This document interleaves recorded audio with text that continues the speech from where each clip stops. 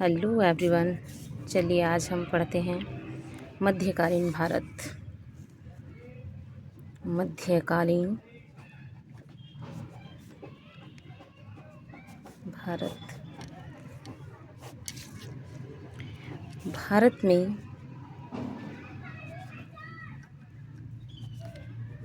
दिल्ली सल्तनत के बारे में आज पढ़ते हैं हम लोग।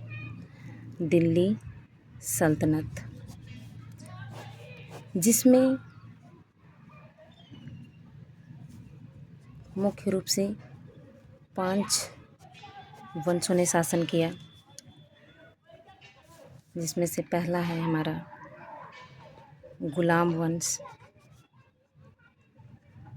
पहला है गुलाम वंश, जिसे ममलूक वंश भी कहते हैं। क्या कहते हैं? ममलूक वंश, जिसका शासनकाल 1206 से 1290 तक चला। दूसरा खिलजी वंश,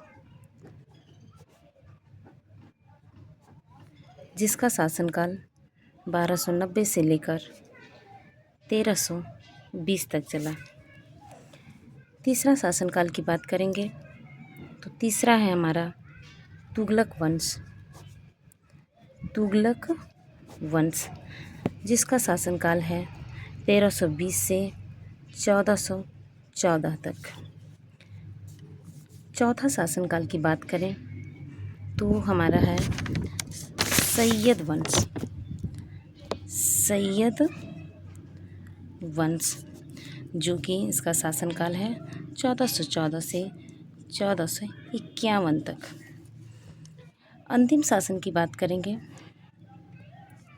तो वो है हमारा लोदी वंश। अंतिम शासन लोदी वंश, जो कि है इसका शासनकाल 1451 से लेकर 1526 तक।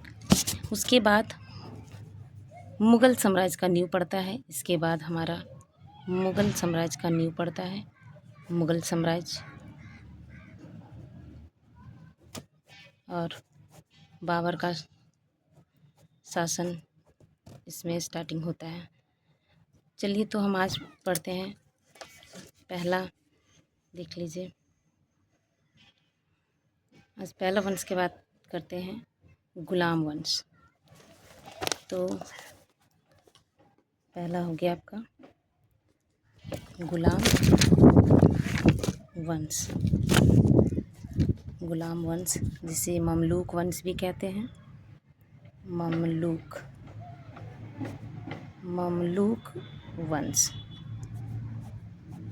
इसका शासनकाल 1206 से लेकर 1290 तक। गुलाम वंश का संस्थापक का बात करें, गुलाम वंश का संस्थापक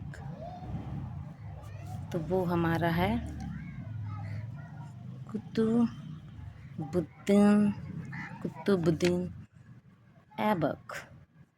कुतुबुद्दीन ऐबक। ये हमारा मोहम्मद गौरी हैं। मोहम्मद गौरी, ये उसका क्या था? दास था। दास है ना। इसी दास के कारण इस वंश का नाम गुलाम वंश पड़ा। अब हम कुतुबुद्दीन के बारे में जानते हैं कि इन्होंने अपना शासनकाल कैसे चलाया। तो ये कुतुबुद्दीन ऐबक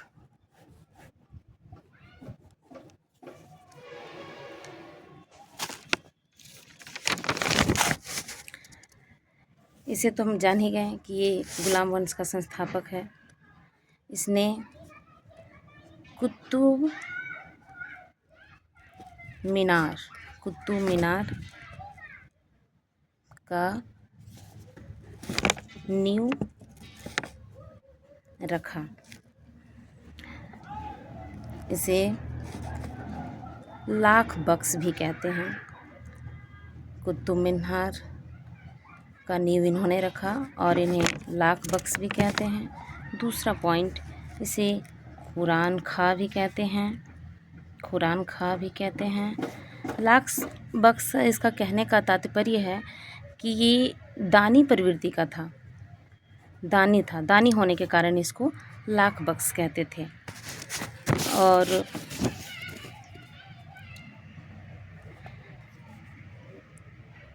कुतुब मीनार, कुतुबुद्दीन अपनी राजधानी लाहौर रखते हैं, अपनी राजधानी लाहौर। ये दिल्ली में, कुतुबुद्दीन दिल्ली में कुवात इल इस्लाम मस्जिद का निर्माण कराते हैं। आगरा में 2.5 दिन का झोपड़ा इसका निर्माण करवाते हैं। और ये चौगान, या इसको पोलो भी कहते हैं, खेलते समय घोड़े से गिरकर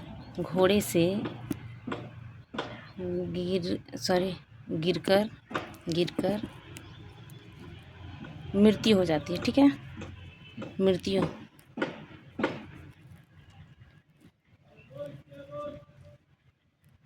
चलिए।